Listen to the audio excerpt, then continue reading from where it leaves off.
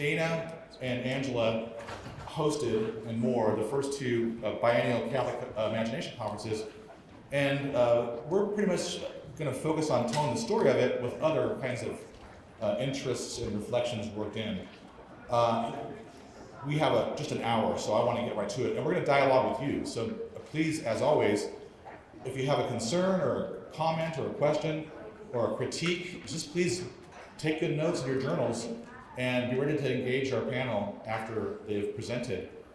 Dana will begin as we began in Los Angeles in 2015 at the University of Southern California for a wonderful gathering, and then Angela will speak her statement and insights and maybe respond to Dana a little bit as she hosted the 2017 gathering in New York City at Fordham, our sister university to the east. The bios are in the book, and both of these wonderful friends do not need any introductions. I'll say one thing about Dana and then one thing about Angela, just for fun. I was born in California like Dana was, and my parents are Chicagoans, so I have kind of a love for both of these places. What I love about Dana is the care, not only as a national figure for the power for poetry as public speech. So all this traveling Dana has done for that and much more. But in our home state of California, there are 58 counties, and Dana has not only read poetry in every county, but more than that. We're talking other cultural events. But that's what he does. He's a migratory being. He's a movable feast. So thank you, Dana. Angela, I always think of her as family for some reason, because I know how important family is for you. And so I think family infuses everything Angela does. Her relationships, how she is in the world, how supportive she is of all people, and what a great family mind she has, as in the best Catholic way, that she seeks after the whole. That she's a poet, a critic, a teacher, administrates really well, has a good time with a glass of wine, likes Bruce Springsteen. I mean, what do you want? So let's welcome him to our midst and say hello.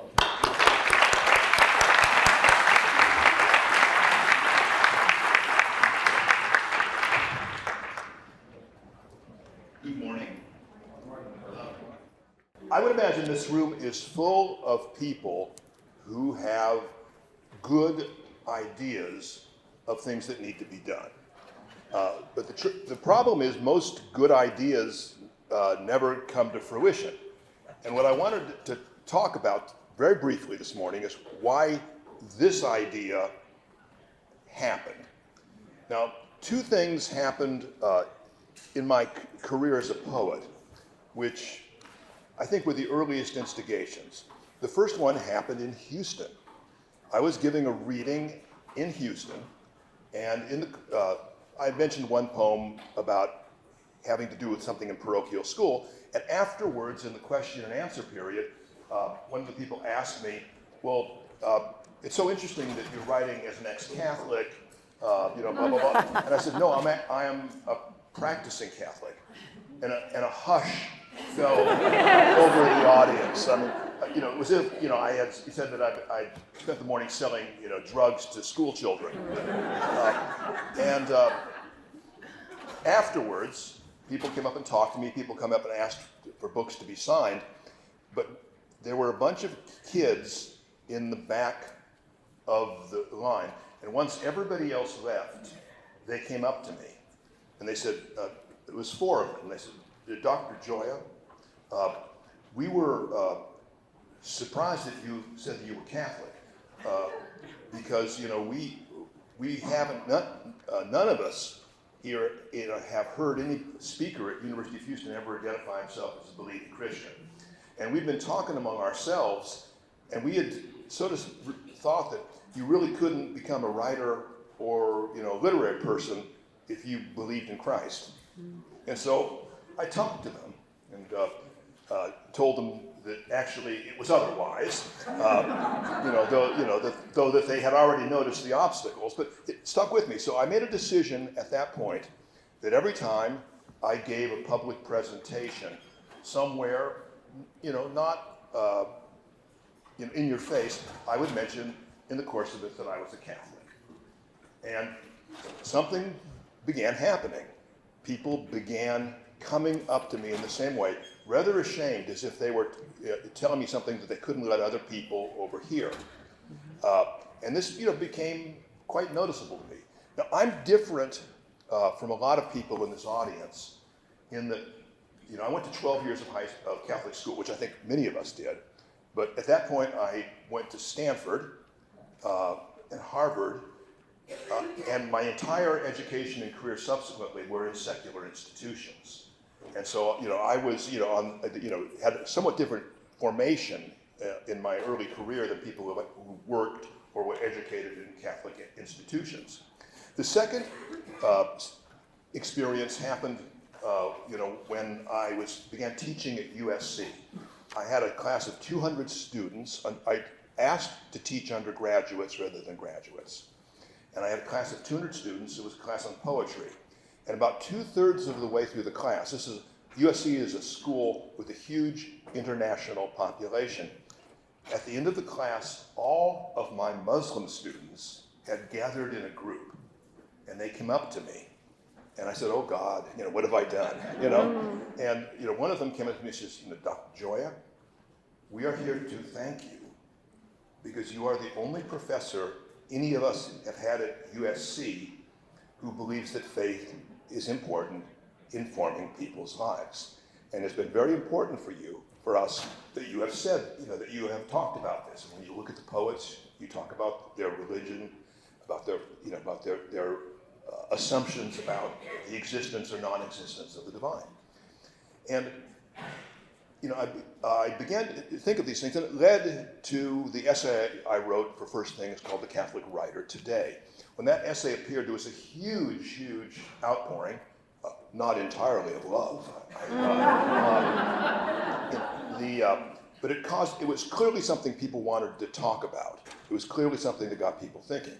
So I decided that what we needed to do was to have a national conference where all of these people I had met who felt isolated, who felt alienated, who felt embattled, who felt, now, I'm not talking about the faculty of Notre Dame or Fordham, where you actually have a community, and these are very strong communities, but for most writers in the United States, they are the only Catholic they know, in the humanities department, or they may be the only Catholic in their community college, or in their writers group, or Christian.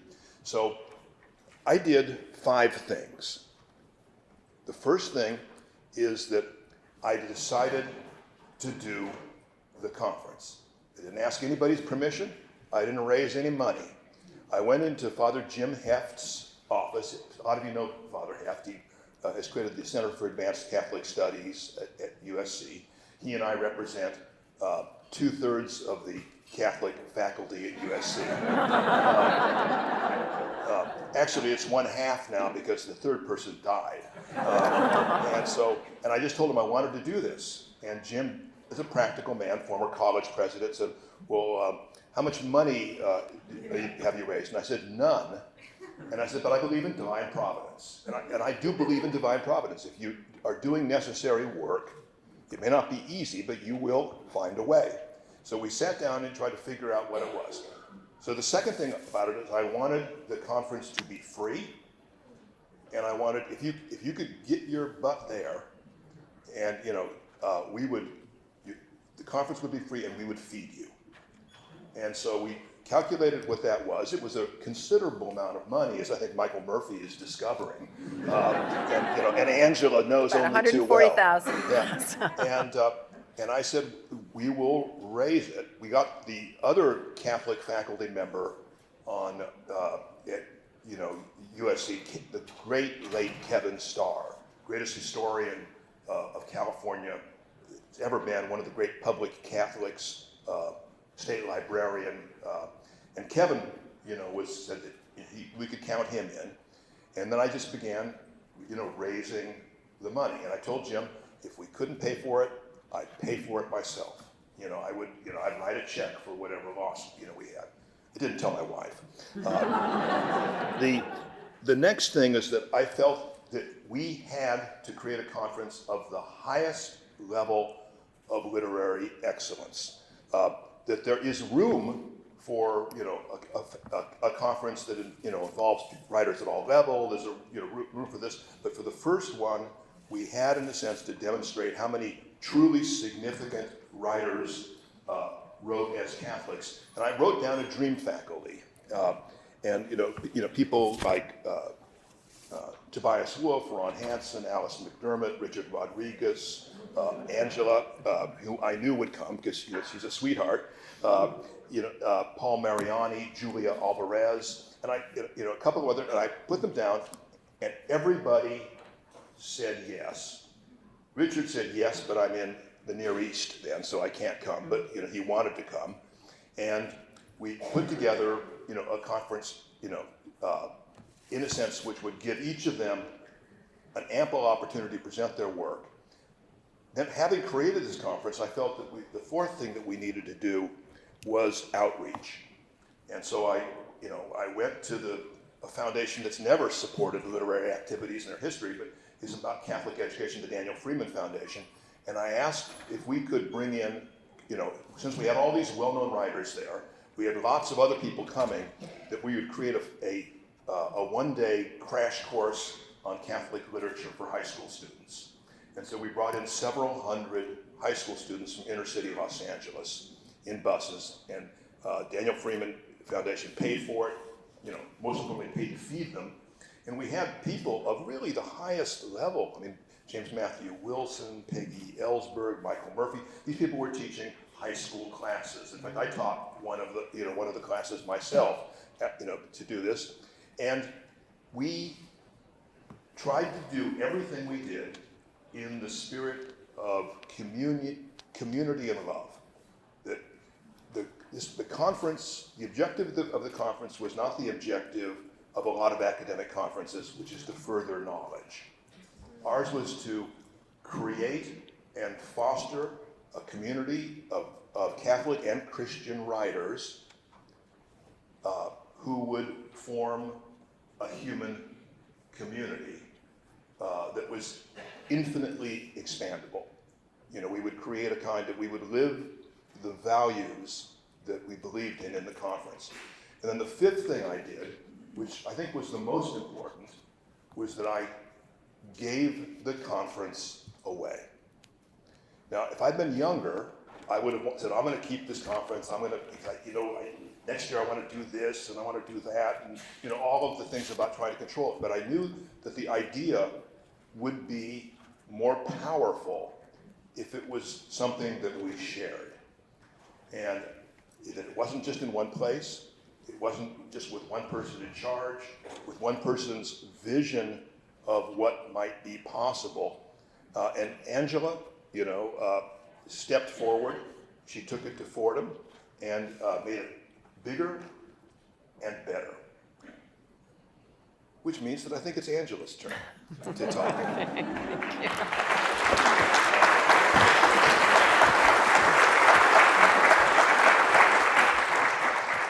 Oh, thank you, Dana. You're very kind, and it's absolutely true. That was the beginning of all of it, and the reason that we're all here today. I'm delighted to be here, as are all of you. I wrote down my remarks, so I wouldn't go over too much. Right? I was thinking about this wonderful Jewish hymn that's traditionally sung at the Sabbath feast, Humana Tov. They're not hearing you. Can you hear me? Okay. How's this? Okay, so sorry, thanks. I was reminded of the beautiful Jewish hymn traditionally sung at the Sabbath feast, Humana Tov. Its lyrics are the first verse of Psalm 133, which is translated in the King James Version of the Bible as, "Behold, how good and how pleasant it is for brethren to dwell together in unity." And of course, this is the spirit of love that Dana was just talking about. And the Sabbath feast is actually a fitting metaphor for what we are doing here at Loyola Chicago for the next 24 hours and more, taking time out of our ordinary lives to set aside work, put on our party clothes, sit down at the laden table, light the candles, say a prayer of celebration, many prayers of celebration, and break bread together. All of us have brought gifts with us to the Sabbath feast, our poems and our plays, our stories and our films, our novels, our memoirs, all kinds of artistic creations. And we lay these on the table for all to partake of and to enjoy. Here, take, eat, we say. And I'm struck anew by the generosity of this whole enterprise. 4 years ago, Dana opened up the doors of the Caruso Center at USC for the first Sabbath feast. It was a historic moment. There was nothing like it before that. There were about 100 people there, I think, at that conference. We had 200 adults and another couple hundred high school students. Wonderful. So 200 adults and then the additional students, which was a wonderful addition to the conference. Many of us met there for the first time. We learned about and listened to each other's work, and we also knew instantly that this was something we were going to have to do again. 2 years later, in 2017, I was fortunate to serve as host for the second Sabbath feast at Fordham University in the heart of New York City. We were very lucky to be just a few blocks from St. Patrick's Cathedral, in a city that means so much to Catholics all over the world, especially Irish Catholics. And we celebrated the work of Catholic artists with a special emphasis on New York writers and also on the Jesuit charism's contribution to the Catholic imagination. The conference grew in numbers. We had 400 adults. We didn't have students at that one for various reasons. And once more, as we spent our 3 days there, we realized we had to do this again.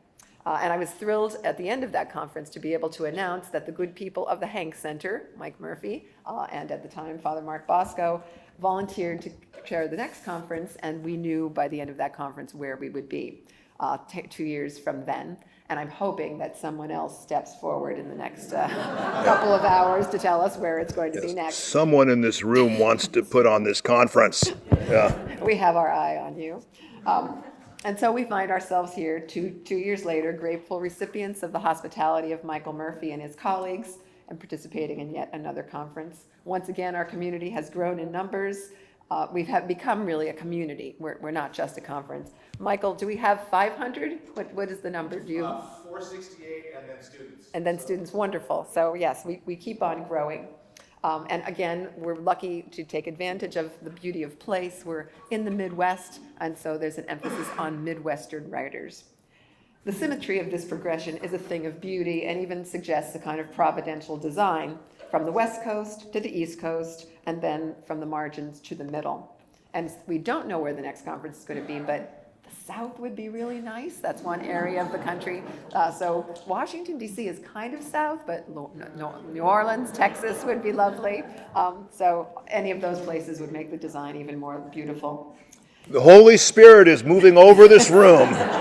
And it's going to land on someone. I can see some hands going up. You're going to come up to the altar call in a little while. Just bring a check for $140,000. So I suspect that I'm as speaking for everyone to say that we're very grateful for this opportunity to be here and to not only participate in community, but we're all helping to build this community. And I'm also happy to offer some remarks today. And I thought what I would concentrate on is celebrating how far we have come and to speculate on where we might go from here. And I'll start with an assessment of our progress. This is the State of the Catholic Imagination address. And I'm happy to say that the state of the Catholic imagination is vigorous and flourishing. And some of the signs of its flourishing are, first, the numbers. There are more and more writers, especially younger writers, who are willing to self-identify as members of a community of Catholic writers. As I mentioned in the remarks that I made at the first Catholic Imagination Conference that Dana invited me to make, there was a time when Catholic writers felt pressured to disguise our Catholicity.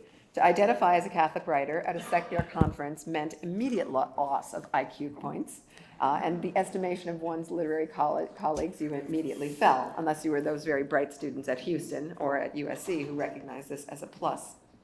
Now, I'm not saying this doesn't happen anymore, but I do believe that as more and more Catholic artists have become prominent and openly discuss the relationship between their vocation and their spiritual and cultural formation as Catholics, it's becoming more acceptable to be Catholic. We have proven that we can be faithful and also be smart. We can be Catholic and good at our art at the same time.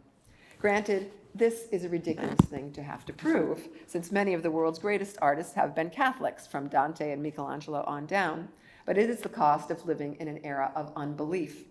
No one felt this more keenly than Flannery O'Connor. We'll keep coming back to St. Flannery regularly in the next few days, so we might as well get used to that. She describes the dilemma of the Catholic writer in The Fiction Writer in His Country. And she says, when you can assume that your audience holds the same beliefs that you do, you can relax a little and use more normal means of talking to it. When you have to assume that it does not, then you have to make your vision apparent by shock.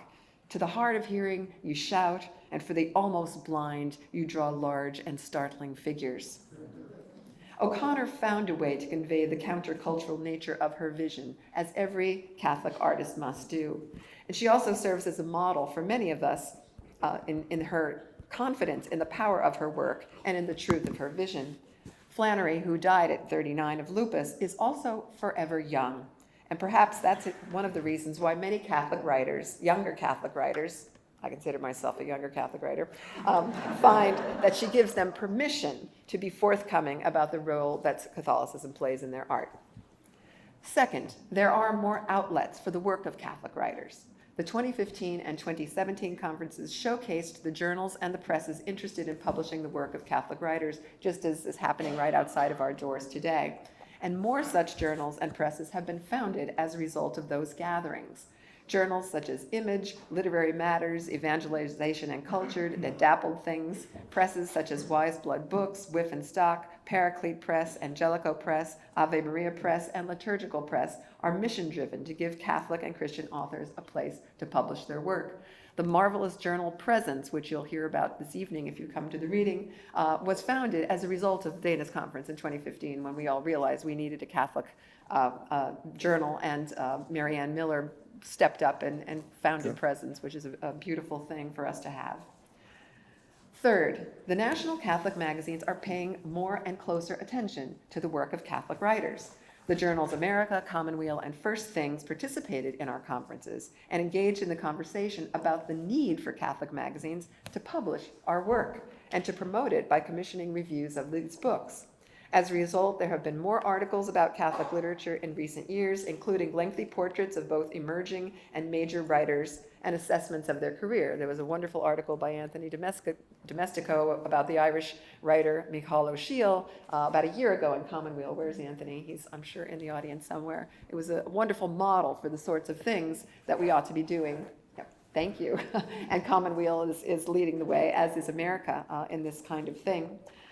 In addition, more poems by Catholics are being featured in the pages of these journals, providing their large Catholic readership with the opportunity to read the work of writers that they might not otherwise encounter. This is exactly the kind of exposure Dana called for in his essay, The Catholic Writer Today, a few years ago, reminding us that the Catholic magazines in America have traditionally played a large role in forming the taste of their readers. If Catholic magazines are not supporting the work of Catholic writers, who is going to do it? Fourth, several prestigious national literary contests that honor the work of Catholic writers have been established in recent years. 5 years ago, America Magazine, in partnership with St. Thomas More Chapel and Center at Yale, inaugurated the George W. Hunt S.J. Prize. The prize is named for the former literary editor at America, George Hunt, and is given to a younger writer, and by younger, it's defined as anyone under the age of 50. So again, young is good. Generous, very generous margins. To give to a younger writer whose work attains a high level of literary excellence and is philosophically, theologically, or spiritually reflective. The writer does not necessarily have to be Catholic, but in practice, most of the writers who submit to the contest are. I've had the pleasure of being a member of that selection committee for the last 5 years, and it has been a revelation to me how many young Catholic writers are out there producing terrific work who I never heard of. Though the committee can choose only one writer per year, this contest provides the opportunity for the judges, many of us are professors and journalists and editors of the magazine, to discover, reward, and promote the work of emerging writers. It also gives us all a chance to celebrate the work of one of those writers and to invite her or him into the community of Catholic artists, a community he or she may not yet consider themselves to be a member of. And as an aside, I'd like to acknowledge that at the 2017 conference in New York, two of the prize winners were there, because we had only had 2 prizes at that point. And at this conference, 4 of the 5 prize winners are going to be here. Phil Metters, Liam Callanan, Phil Clay, and Mary Sibist are going to be here with us. And if you don't know about the Hunt Prize, you do now. Look it up and you can submit to it because it's a wonderful opportunity. In addition to the Hunt Prize, there are a number of other prizes that are sympathetic to the work of Catholic writers, including America's annual Foley Prize, the New York Encounter Prize, sponsored by the Crossroads organization, and the newly announced Paraclete Poetry Prize, obviously sponsored by Paraclete Press, to name just a few. This is all good news, of course, as these prizes serve to honor, promote, and legitimate the work of Catholic artists. Also, within the Academy, programs in Catholic studies are thriving. Obviously, I'm biased as someone who helps to direct a program in Catholic studies, the Curran Center for American Catholic Studies at Fordham. But I can attest to the work that our centers do in promoting the work of Catholic writers. Faculty include the work of Catholic artists on their syllabi, spreading the good news about the flourishing of Catholic literature among their students, and demonstrating its powerful and shaping presence in American culture in all sorts of forms, whether it be our great Catholic troubadour, Bruce Springsteen. We actually study Bruce Springsteen. My students are just delighted that they get to watch a 2.5-hour conference or a 2.5-hour concert as part of their preparation for class. Frida Kahlo's exhibition was at the Brooklyn Museum. We all just went to see Frida Kahlo's exhibition. So they're realizing that the Catholic imagination is manifest everywhere. And of course, the fantastic Heavenly Bodies exhibition that was in New York last year. I hope a number of people saw that. And my students were just blown away by the beauty of that exhibition. So it's all around us. It's really just a matter of us having the opportunity to let them become aware of it, and then they begin to see it everywhere. We also invite Catholic writers into our campuses. We go to films and plays, and we're constantly talking about them in our faculty seminars as well. In addition to this kind of spreading of the good news, we conduct and promote scholarship focused on the work of Catholic writers, making such studies available to the academic community, but also to lay readers. So, for instance, the Curran Center, in partnership with Fordham University Press, has recently inaugurated a new book series, and I'll put flyers out so you can see this. It's called Studies in the Catholic Imagination, the Flannery O'Connor Trust Series. The series seeks to publish critical books that focus on the work of classic Catholic writers, so people like, obviously, Flannery O'Connor, Graham Greene, Gerard Manley Hopkins, but also the work of contemporary artists whose reputations are just being made. People who are in this room, as a matter of fact, would be the sorts of people that might be written about. People who are sitting next to me might be the sort of people who would be written about in this series. And this series and others like it is the result of a movement within academia that has taken place in the last 20 years, which has legitimized the study of Catholic writers as such. I remember sitting at a faculty meeting at a school that I will remain nameless that I used to teach at, and as I was talking about Catholic studies and we were starting a program in Catholic studies, I had colleagues who said, is that really a legitimate enterprise? Is that really a correct way or a worthwhile way to study literature? And here we are 20 years later, and some of those people who were sitting at that table are now participating in the endeavor. So it was a form of evangelization, I guess, to have to prove that. So it's good news. Also, another interesting thing about this is we are promoting the work of Catholic writers who are still living, but a number of writers who are not, who were Catholic. One of the revelations for me in recent years has been the fact that Ernest Hemingway is a Catholic writer and was very serious about his Catholicism. And as volumes of his letters are being produced even today, we see how he talks about his faith as being something so central to his work. Of course, he was a terrible person, but so... And that can be a stumbling block. But as Graham Greene once said, when people said, how could you be a Catholic? You're such a bad person. And he said, imagine how bad I would be if I were not Catholic. So I think we're at a good moment now where we can bring Ernest into the tribe among us. And his house, of course, is just a few miles here from Oak Park. We can all go and visit him and give our imprimatur. So the number of Catholic writers continues to grow, including artists who are no longer with us, as well as those who are with us. All of this brings me back to my first observation, the fact that there are more authors joining the ranks of Catholic writers every year. And there's no mystery as to why this is happening. There are more outlets for Catholic writers, more attention being paid to their work, more prizes celebrating it. And I think this conference has a lot to do with it as well. A few years back when I was planning the 2017 conference, I made it a point to invite younger authors who were of Catholic background but who didn't necessarily self-identify as Catholic writers. Their work was definitely shaped by their Catholic formation, whether they were aware of it or not. Some of them were surprised to receive an invitation to such a conference. Most accepted. The commute was easy. They were in New York City. And of course, every writer loves the opportunity to present their work, so it was hard to resist.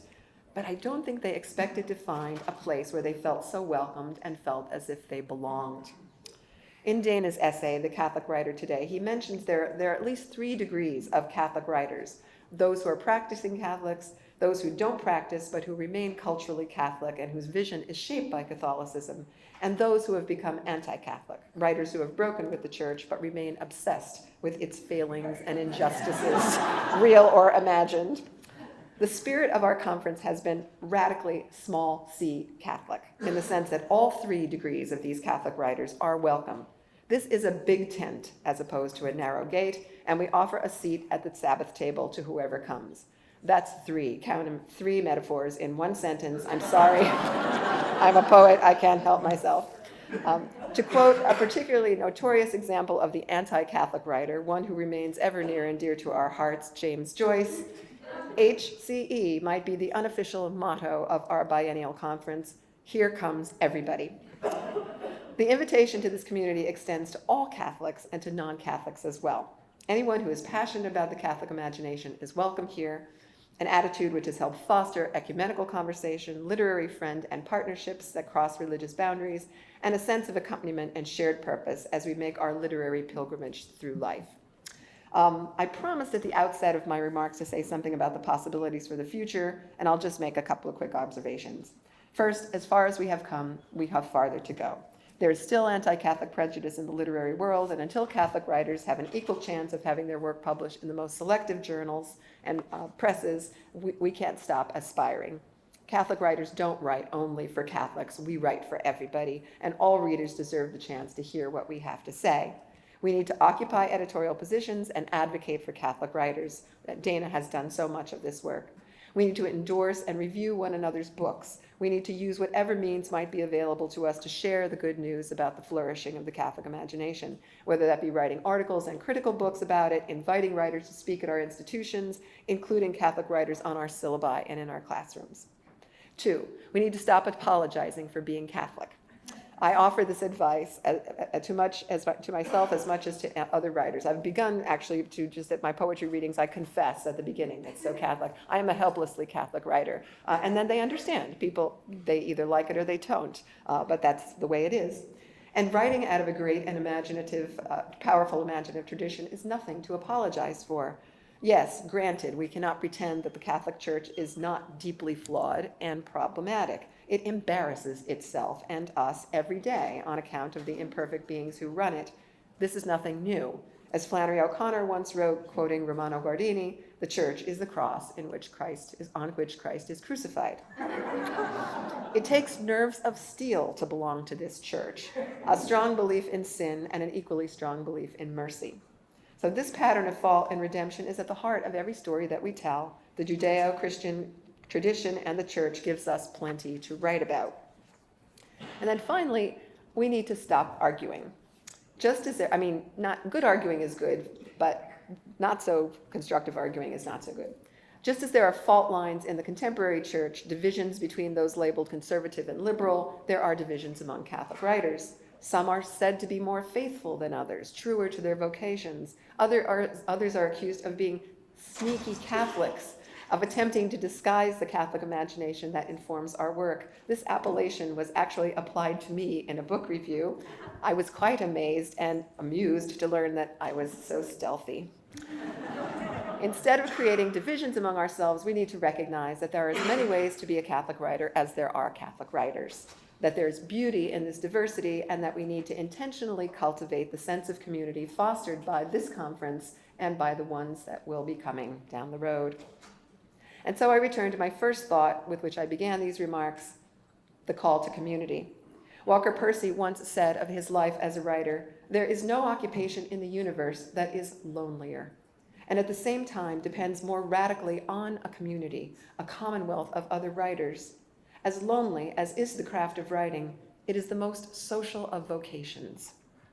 For Percy, the gift of community redeemed the lonely work that we as writers do. I like to think he would have found himself glad and grateful to be among us today. And though he can't be present in body, he is surely present here in spirit, Catholics, after all, believe in the communion of saints, and all of our writers, both the living and the dead, belong to this communion.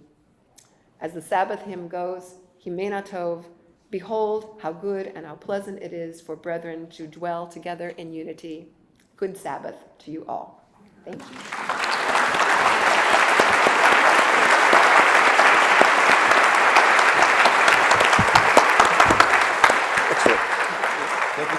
Thank you to you both. Yeah. Thank you to you both very much. That I'll one take works. this. Thanks. Okay. I'll say this first because this is kind of part and parcel. This is a university and not a convention center, and we have a lean conference staff, and we have a lean Hank Center staff, and I wanted to tip my hat to my staff or troubleshooting certain things like audio as we go, and we're going to get it right. But know that we have a very lean staff, and Megan and Joe and all are working very hard to refine this. And you know as well as I do, there's lots of moving parts on this. So thanks for putting up with it. We're getting there. I guess it's kind of a metaphor for our lives in God, our pilgrim life together. But we want to open it up now for conversation. So I think, Joe, did we get a wireless mic going? Good. Joe's back here. There's lots of things to respond to, both with Dana and Angela. Please, we want to hear from you. Anything moving in your heart? Just want to hear Joe. Yes. Yes. Okay. I think one member of the community that you all have forgotten is the Catholic librarians, the handmaids of literature.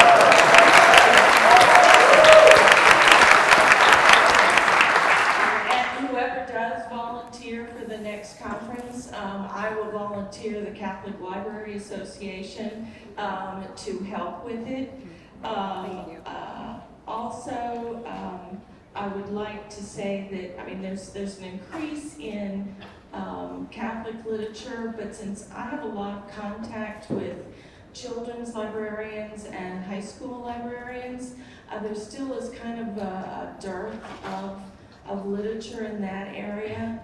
Most Catholic literature that is being published and promoted to, say, homeschooling families and high schools, I guess, is pretty saccharine.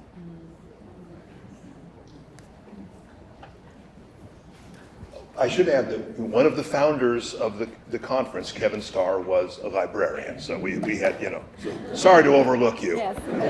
collectively and personally. It won't happen again. Mike here. Go on. This-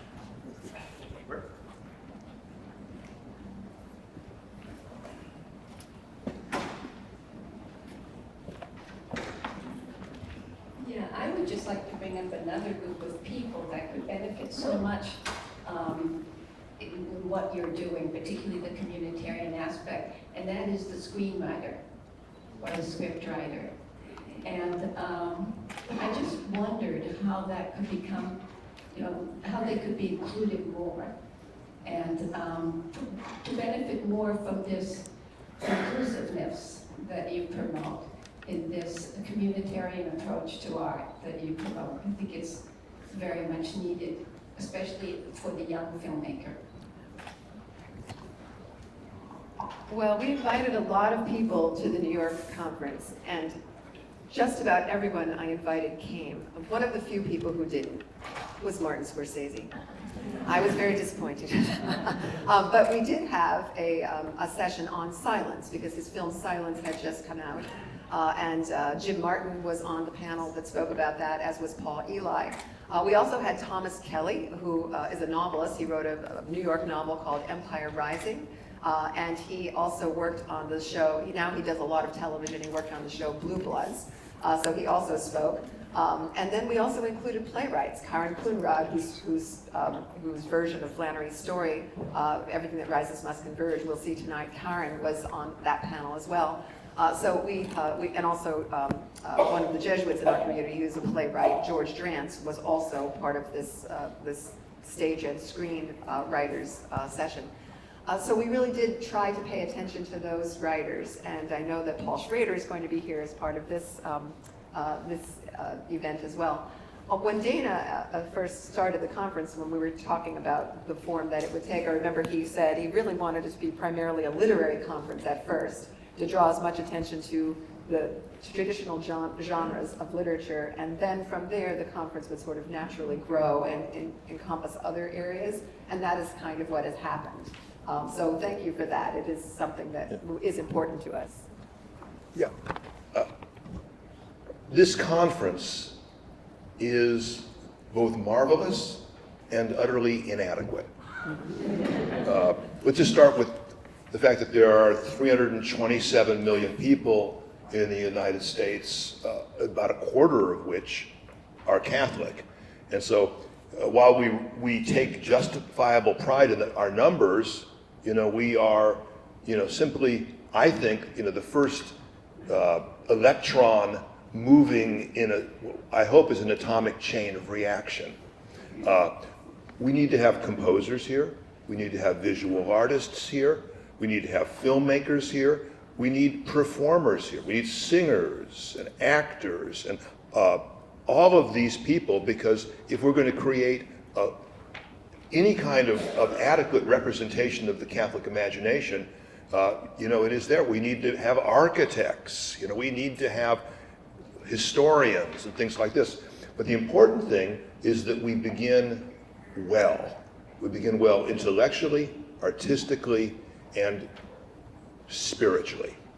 And so I would welcome competitive conferences. It would be nice to have mini conferences, just to spin off on the we're trying to do it biannually. Have some small conference in some place where you might not be able to sustain these things, because it is needed. Peter and Andrew were fishermen, and they had no idea what they might do until they were asked. Now, I assume that both of them had thought about spiritual matters until they were asked, but they didn't feel they had permission. This country is full of, I think, millions of people who would want to participate in this. It could be at a parish level, it could be at a national conference level, and we need to, like a beginning singer, to train our voices so that without the amplification of media that doesn't care about us, we can be heard across the country. And so you're right. You're right. We welcome all of these ideas and all of these people into this so that we can become what we need to become. Just to kind of go off on that just a bit, because I think when I teach with my students, the one place where the Catholic imagination is most prevalent in their lives is actually in comedy. Whether it's Colbert, whether it's Scatterkid, whether it's Mulvaney. The Catholic imagination is really alive in these kinds of comedy sketches. There are shows on Netflix, certainly Colbert, Stephen Colbert. But so I was just wondering, it's interesting because in some ways what I love about this conference, both when it was in Los Angeles, and it does try to get, for lack of a better word, highbrow, middlebrow, and there's a sense of that kind of popularity that maybe we need to kind of figure out. We've been talking about that critically about how do we engage in this comedy, but this might also be just another way to think about the Catholic imagination, so engaged with 20-somethings. One of our series at Fordham, the Catholic Practice of North America, we just published a book on Stephen Colbert and Stephen Colbert's Catholicism, and there is a recognition that, and he's been to our campus, and there is a recognition that this is so tremendously important. Being able to address the popular and make sure that that's brought in is very much what we're about. So thank you for that. I'm worried that the proliferation of media like Facebook, Instagram, and Twitter is going to be eroding the spirit, eroding the ability to reflect and create in the Catholic imagination. That's my biggest worry about my students, is they're so moment by moment preoccupied in ways that they're focusing externally.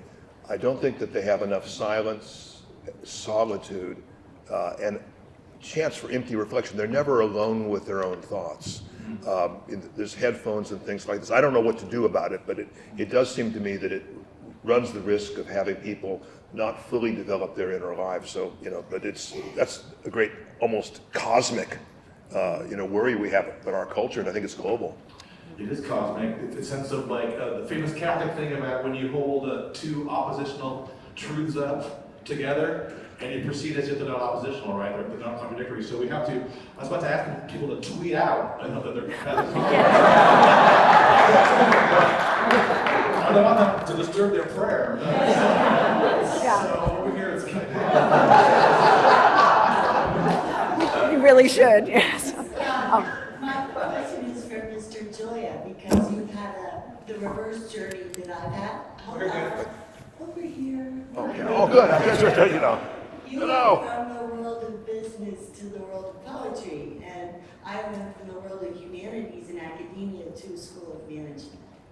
And I know you have an essay on poetry and business, and apropos of your earlier comments too, I think we don't just need to aggregate where we're familiar, but we need to go where we're unfamiliar.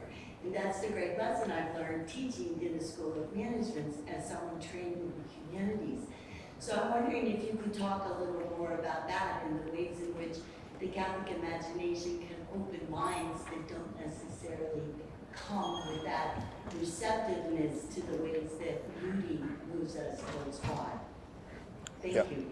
Well, thank you. I'm probably the only person in human history who went to Stanford Business School to be a poet. And I spent 15 years in business, and I'm from a working class background. I think many of us are. I'm the first person in my family to go to college, and I have an observation about American culture, and this became fairly clear when I was in Washington, running the National Endowment for the Arts. We have in the United States this extraordinary university culture. There's nothing like it really in the history of humanity. Even the great German universities and continental universities are nothing like it. We have this extraordinary set of foundations, of institutions for advanced learning. And it is staffed by people who are tremendously expert in talking to one another. They're tremendously learned in their fields, but in this historic arc, from the end of World War II to now, most American university intellectuals, academics, have lost their ability to talk across disciplines and certainly across levels of society. And I would see it again and again. In Washington, D.C., the people who were funding things, the people who were running the country, did not really have a common language with academics, with humanists, even with artists. And I do think that the church, for all of its faults, has never forgotten that they're talking to everyone. We can so easily underestimate our fellow human beings. I'm happy to say we have two former members of the Houston Police Department at this conference today. Sarah Cortez is a very fine poet, and she's done extraordinary work. Her life experience in law enforcement has made her a very vital, original teacher and community organizer for Catholic literature. I'm sure that there are many people, whether they're librarians or filmmakers or people in business, people are hungry for the things that we might provide them with. And we have to develop the ability, in a sense, to reach across. It was not the easiest thing that I ever did to find out how to talk to members of the House of Representatives. There's 435 of them, and they're all bucking for position, and they're all locked into these things. But being able to develop a conversation with them, a common language with them, allowed me, for the first time really in recent history, to raise the budget of the National Endowment for the Arts every year I was in Washington, which gave the NEH a free ride. because they would keep us in. So we brought vastly more federal resources into the arts and education because I listened to how they spoke, how they thought, and found honorable, true arguments that they would hear. And so, what you're saying is really important. That's why I wanted to teach undergraduates. I wanted to teach the people that were going to be scientists, engineers, lawyers, judges, business people, as well as academics. And they are eager to have what we have. So this really is part of our challenge. And that's one of the reasons, why I think that it might be interesting to have something like this outside of a university campus at some point, or to have the mini ones outside the university campus. T.G. Bearden, who's in the, TJ, are you around here? Is in Los Angeles, does these incredible community-based events with hundreds of people show up. So it's possible, probably many of you do. So that, I think, is our long-term goal, to be able to speak to people across classes, across races, across regions, across professions, as equals. We must never condescend, to our fellow citizens, to our fellow Catholics.